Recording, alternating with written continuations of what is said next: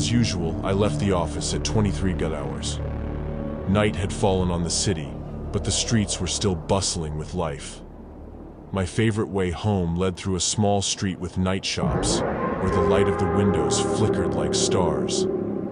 It was my little escape from reality, my short path to the solitude of my home. But this night, everything did not go as planned. Reaching the intersection, I saw a crowd of people and police officers blocking the street. People returning whispered about some emergency, advising to avoid the place. I didn't have money for a taxi, so I decided to take a detour through the night park. The park was quiet. Only the wind played with the leaves of old trees. I walked quickly, trying not to pay attention to the rustling and shadows dancing around. But then I saw her, a woman in a black dress dancing on one of the alleys. She was like an echo from another world. Her pale face turned to the moon, and her movements were so smooth it seemed she was flying. I stopped, rooted to the spot by this mysterious beauty.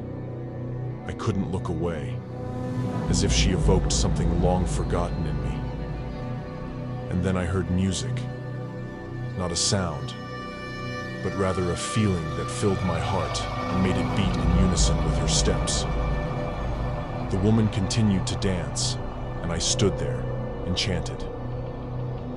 The music, which I did not hear but felt in my heart, played in her rhythm. Her eyes, dark as the night, penetrated my soul, and I felt that this encounter was not accidental. "Who are you?" I blurted out. Her smile was enigmatic, and she did not answer my question. Instead, she reached out her hand, and when her cold fingers touched my skin, I felt life being drained from me. Her eyes, which had been as dark as the abyss, now emitted a cold light. I felt my body become light, my thoughts blurred, and my heart slowed its beat. "You are now mine," she whispered, and her voice sounded like an echo from another world.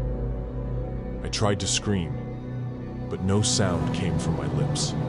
I ran, desperately trying to break free from her cold embrace, but each step was heavier than the last. The fog around became thicker, and my strength weaker. I ran through the park, but felt her following me, like a shadow. I saw her face in every shadow, heard her whisper in every gust of wind. And when I fell, unable to run any further, I knew it was the end.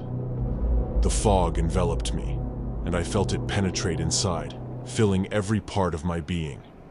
And when I looked up, I saw her above me, dancing in the darkness, and her dance was the last thing I saw.